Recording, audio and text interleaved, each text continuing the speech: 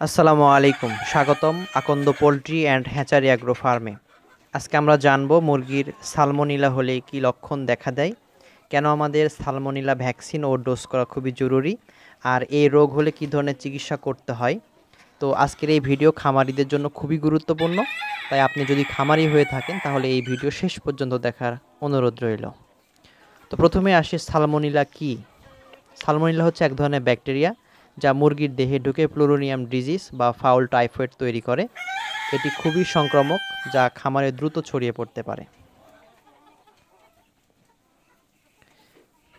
Salmonella হলে আপনি কিভাবে বুঝবেন যে আপনার ফার্মে সালমোনেলা লক্ষণ দেখা দিয়েছে বা আপনার ফার্মে সালমোনেলা হয়েছে? যদি দেখেন যে আপনার যদি ডিম দেওয়া মুরগি হয়, অর্থাৎ লেয়ার মুরগি হয়, তাহলে প্রধান যে লক্ষণ সেটাই হচ্ছে ডিম উৎপাদন কমে যাবে। ডিম উৎপাদন কমে যাবে এবং ডিমে রক্তর দাগ লেগে থাকবে। রক্ত দেখবেন যে ডিম অনেক সময় রক্ত লেগে থাকে। তারপরে মুরগির পেছনের সাইড কিছুটা ভেজা থাকে সব সময় এবং মুরগি দুর্বল ও নিস্তেজ হয়ে পড়ে। মুরগির প্রধান যে লক্ষণ দেখা দিতে পারে আরেকটি, সেটা হচ্ছে মুরগি যদি আপনার লাল ডিম হয়ে থাকে তাহলে দেখবেন যে লাল ডিমের ওপরের কোনায় কিছু কালো কালো দাগ দেখা দেয়।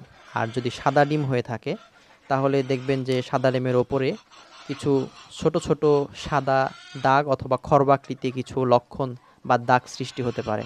তখন আপনি বুঝবেন যে আপনার ফার্মে সালমোনেলা লক্ষণ দেখা দিয়েছে। এক্ষেত্রে আপনি শুরুতেই, অর্থাৎ আপনার ফার্মের শুরু থেকে আপনি কোনো রেজিস্টার্ড ডাক্তারের পরামর্শ অনুযায়ী চলবেন। সেক্ষেত্রে আপনার সালমোনেলা ভ্যাকসিন করা খুবই জরুরি। আপনার যদি সালমোনেলা ভ্যাকসিন করে থাকেন তাহলে আপনার এই সম্ভাবনা খুবই কমে যাবে। তারপরেও সালমোনেলা ডোজ করতে হয় যদি আপনার লেয়ারের মুরগি হয়ে থাকে। তো একটা নির্দিষ্ট সময় পর পর এই সালমোনেলা ডোজ করতে হয়। ডোজ যেহেতু আপনার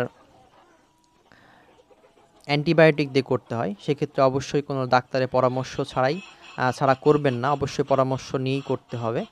আমি যদি আপনাকে বলি যে সালমোনেলা মূলত কী ডোজ বা কী ঔষধ দ্বারা এই ডোজ কমপ্লিট করা হয়, তাহলে আমি আপনাকে বলবো যে একটা হচ্ছে ফোরফেনিকল গ্রুপের এই ঔষধ, যে কোনো কোম্পানির ঔষধ। আপনি দেখতে পাচ্ছেন স্ক্রিনে যে আমি যে ঔষধ দিয়েছি এটা ফোরফেনিকল গ্রুপের।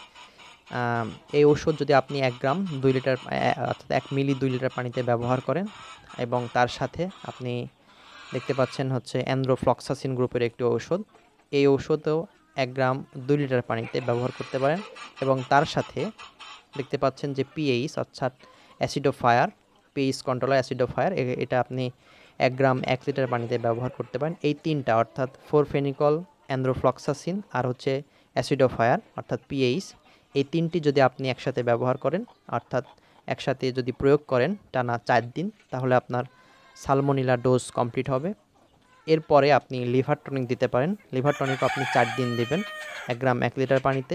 এক্ষেত্রে আপনার মুরগি খুবই সুস্থ এবং সবল হবে, আপনার ডিমের উৎপাদন আগের মতো ফিরে আসবে।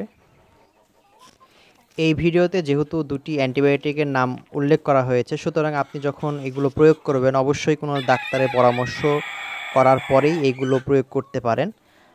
আজকের এই ভিডিওতে কোনো ধরনের পরামর্শ থাকলে অবশ্যই কমেন্ট বক্সে আপনারা জানাবেন।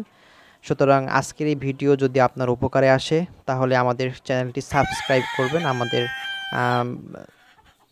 আমাদের এই ভিডিওতে লাইক দেবেন এবং আমাদের ফেসবুক পেজটি ফলো করে রাখবেন। পরবর্তীতে ভিডিও আপনাদের এভাবে সাহায্য সহযোগিতা করবে ইনশাআল্লাহ। আসসালামু আলাইকুম ওয়া রাহমাতুল্লাহ।